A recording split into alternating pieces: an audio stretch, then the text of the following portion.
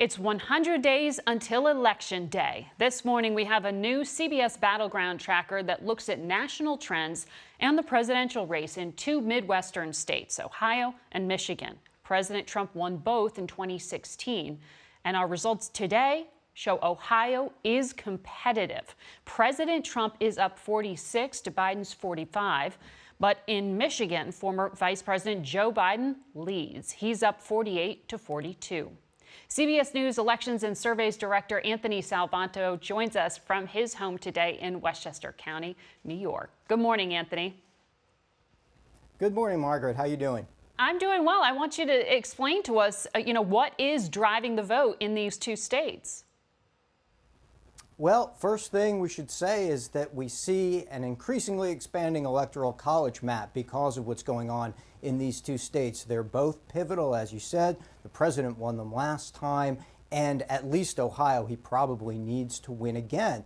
But you look at what's happening. Let's start with Michigan. Well, that state was hard hit by the coronavirus outbreak last spring, and there's still some lingering negativity about how the administration handled that response. In fact, most voters in Michigan tell us they think the administration's efforts hurt the state more than helped it. So that's number one. Then number two, we see big negatives among voters for how they think that president handles himself personally. And that is something that's accruing then to Joe Biden, where we find that more of Joe Biden's voters feel like they're voting more against the president than for Joe Biden. Now, I should add, economics here are something of a wash. It's about even between which candidates' policies would help revive the economy. In Ohio, some good news for the president. He's seen as a little bit better on protecting American manufacturing jobs, but all of that really adds up to not only are these states pivotal on that electoral college map,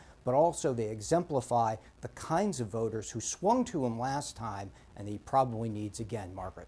You don't get more personal than talking about someone's children. And the president's been talking quite a lot about trying to get kids back in classrooms, back to school this fall. How are voters receiving that?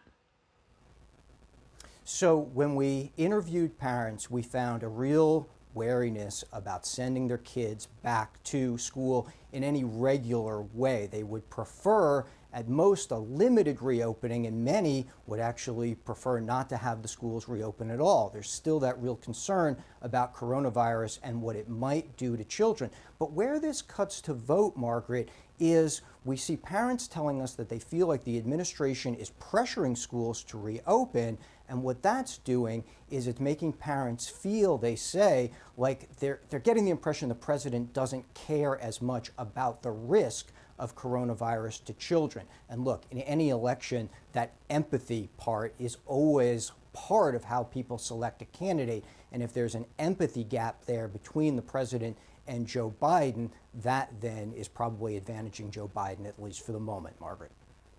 The president this week was tweeting about suburban housewives of America. That was the phrase he used. It seems that's who he is trying to target. I'm not asking what his strategy is, but I'm wondering why he is focused on this demographic. And who is that demo anyway? What does that mean? So a couple of things in sort of a user's guide going forward to this election. One is you're going to hear the word suburban a lot. It means a wide range of things to a lot of people, often a stand-in for middle class, often a stand-in for areas of the country where there's more competitiveness. We often find nowadays that a lot of these suburbs are moving towards the Democrats. A lot of them did in the midterms in 2018. So that's something that the Republicans would certainly try to win back. Now, as far as the women's vote is concerned, we see that too with large gaps toward Joe Biden. He's doing better among women. In particular, we'll talk a lot about white college degree holding women. Those groups have been moving towards the Democrats, and that's the kind of trend that the Republicans and the president's campaign probably wants to try to slow down or reverse, Margaret. And probably why he sent that tweet this week. Anthony Salvanto, thank you for breaking it down for us.